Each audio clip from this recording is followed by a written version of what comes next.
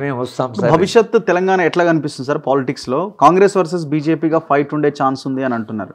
ఇప్పుడు కాంగ్రెస్ కూడా బీఆర్ఎస్ ఎమ్మెల్యేలు అందరినీ తీసుకుంటే బీఆర్ఎస్ ఇంకా వీక్ అవుతే ఖచ్చితంగా పొజిషన్కి బీజేపీ వచ్చే అవకాశం ఉంది కదా. మొన్నటి ఎలక్షన్లో కూడా అది మనకు కనబడింది. 50-50 సీట్స్ని షేర్ చేసుకున్నారు. సో ఎట్లా ఉంటుంది ఈక్వేషన్, ఫ్యూచర్ ఈక్వేషన్? ఇప్పుడు బీఆర్ఎస్ పార్టీ కూలిపోయిన కొద్దీ ఆ స్పేస్ ఏదైతుందో అది భారతీయ జనతా పార్టీ కొంత, కాంగ్రెస్ పార్టీ కొంత వస్తుంది. వచ్చే ఎన్నికల వరకు బీఆర్ఎస్ పుంజుకొని మళ్ళీ పార్టీని రీఆర్గనైజ్ చేసుకొని మళ్ళీ అది తెలంగాణ అస్తిత్వాన్ని ఒకవేళ అది సాధించగలిగితే బీఆర్ఎస్ కొంత కాకుండా కొన్ని నిలుస్తుంది. బీఆర్ఎస్ నిలిచినంత కాలము భారతీయ జనతా పార్టీ అంటే బీఆర్ఎస్ పోయి బీజేపీలో జాయిన్ కాకపోతే ఒక బఫర్ లాగా ఉంటే భారతీయ జనతా పార్టీ అంత సులభం కాదు తెలంగాణలో రావడం. కానీ బీఆర్ఎస్ పోయిందంటే వాళ్ళిద్దరి మధ్యనే పోటీ అయినప్పుడు కాంగ్రెస్ కాలంలో వాళ్ళు చేసిన వాగ్దానాలు పూర్తి చేయలేదు, సమాజంలో సమస్యలు చాలా అన్ని సమస్యలను పరిష్కరించే పరిస్థితిలో ఏ పార్టీ కూడా లేదు.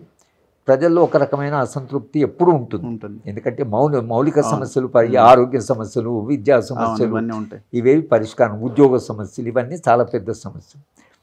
ఇవన్నీ పరిష్కారం చేసే ఏ రాజకీయ పార్టీ కూడా ఇవాళ మౌలికమైన సమస్యలు పరిష్కరించేటువంటి శక్తి కలిగిన పార్టీ లేదు. అంటే వ్యవస్థ, ఆర్థిక వ్యవస్థనే కార్పొరేట్ వ్యవస్థ ఉంది. పరిశ్రమలు కావాలి, పరిశ్రమలు కావాలంటే వాళ్ళకి రాయితీలు కావాలి, రాయితీలు కావాలంటే వాళ్ళు ట్యాక్స్ వేయొద్దంటారు. సంపద ఉంది వాళ్ళ దగ్గర, ప్రభుత్వం ట్యాక్స్ వేస్తే వాళ్ళు రాడంటారు. ప్రభుత్వ వనరులు లిమిటెడ్ ఉన్నాయి, సమస్యలు ఏమో చాలా ఎక్కువ ఉన్నాయి. ఇది క్రైసిస్. దీనివల్ల ఏమవుతుంది, సమస్యలు మొత్తంగా పరిష్కరించే పార్టీ వాళ్ళు ఏది లేదు. భారతీయ జనతా నరేంద్ర మోడీ కావచ్చు, ఎవరైనా సమస్యలు పరిష్కరించే కెపాసిటీ వాళ్ళు లేదు. నరేంద్ర మోడీ లాంటి వాళ్ళు స్పష్టంగా మేము కార్పొరేట్కి సహాయం చేస్తాం అనేది ఆయన స్పష్టంగా చెప్తున్నాడు. దాని మీద ఆయన ఇక్కడ మొన్న కూడా ఆయన కేవలము రాహుల్ గాంధీ సమానత్వం, కొంచెం కష్టం, ఆదాయాలు అంతరాలు తగ్గించాలంటేనే ఆయన విరుచుకుపడ్డాడు. అది పేదవాళ్ళ ఆస్తి లాక్కుంటారని చెప్పారు. కాబట్టి ఆయన కమిట్మెంటు ఇవాళ నిర్మలా సీతారామన్ బడ్జెట్ పెట్టాలంటే ఆ బడ్జెట్ను ఆమె ఇండస్ట్రీస్ను కన్సల్ట్ చేస్తుంది. కానీ మరి ఫార్మర్స్ అసోసియేషన్ పిలవలేదు కదా. పారిశ్రామికవేత్తలు తప్పకుండా అయితే సంపద వాళ్ళ దగ్గర ఉంది, ట్యాక్స్ వేయొద్దు, వనరులు తక్కువ, డిమాండ్స్ ఎక్కువ. క్రైసిస్ ఏ పార్టీ అయినా ఇదే క్రైసిస్లో ఉంది. కనుక ఏ పార్టీ అయినా 10 ఏళ్ళు కొనసాగుతుందా? టీఆర్ఎస్ పార్టీ 10 ఏళ్ళు కావడానికి ప్రధాన కారణం ఏంటంటే తెలంగాణ. ఆ తెలంగాణనే వాళ్ళు వదులుకొని వాళ్ళు నిండా మునిగారు. ఇవాళ ఆంధ్ర ప్రాంతంలో చంద్రబాబు నాయుడు గారు కూడా ఆయన మళ్ళీ అర్బన్ డెవలప్మెంటు, మళ్ళీ ఇండస్ట్రీ అయిన టెక్నో మేనేజర్, ఆయనకు ఒక అవుట్లుక్ ఉంది. హైదరాబాద్ నగరాన్ని అట్లా డెవలప్ చేద్దామని పోతే ఆయన ఓడిపోయాడు. జగన్మోహన్ రెడ్డి వచ్చాడు, పాపులిజం మీద ఆయన ఓడిపోయాడు. ఎందుకు ఓడిపోతున్నారంటే మౌలిక సమస్యలు పరిష్కారం చేసే పరిస్థితిలో వాళ్ళు లేరు. కనుక నేను అనుకోవడం భారతీయ రాష్ట్ర సమితి బలహీనపడితే భారతీయ జనతా పార్టీ బలపడుతుంది. అది కాంగ్రెస్ వర్సెస్ బీజేపీ అవుతాయి. కానీ జాతీయ స్థాయిలో ఈ 5 ఏళ్ళు ఏం జరుగుతుందో తెలియదు. భారతీయ జనతా పార్టీ మద్దతు తగ్గింది, దాదాపు వాళ్ళు ఓడిపోయారు మొన్న ఎన్నికలు. అలయన్సెస్తో మళ్ళీ పవర్లోకి వచ్చారు. ఈ 5 ఏళ్లలో మరింత పాపులారిటీ వస్తుంది అనేటువంటి పరిస్థితి లేదు. మోడీకి ఇప్పటి మ్యాక్సిమం పాపులారిటీ వచ్చింది. సో అల్టిమేట్గా అక్కడ వీక్ అవుతుంది, ఇక్కడ కూడా ఆయనకు అంత పాపులారిటీ లేదు. మళ్ళీ జాతీయ స్థాయిలో ఈక్వేషన్స్ ఎట్లా మారుతాయో తెలంగాణ రాజకీయాల్లో దాంతో కూడా సంబంధం ఉంటుంది. కనుక వాళ్ళు ఇక్కడ నిజంగానే ఇందిరాగాంధీ దేశమంతా ఓడిపోయినప్పుడు ఆంధ్రప్రదేశ్లో గెలిచింది.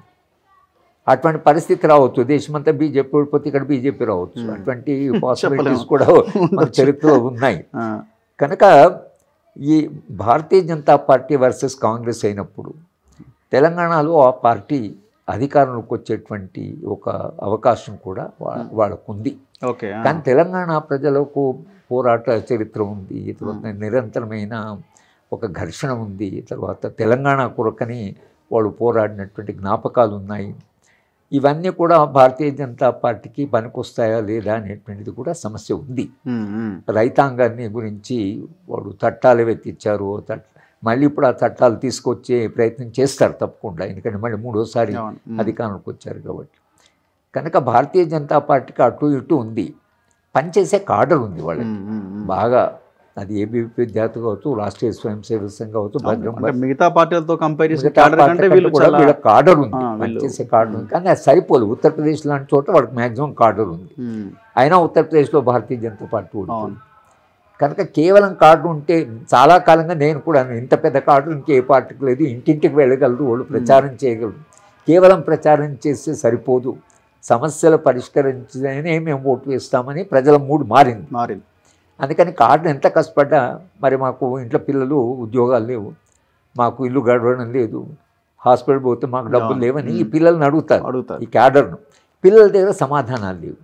అక్కడ ఏమవుతుందంటే వాడు పని చేసేవాళ్ళు ఉన్నారు, కష్టపడి పని చేసేవాళ్ళు ఉన్నారు, ఇంటింటికి వెళ్ళేవాళ్ళు ఉన్నారు.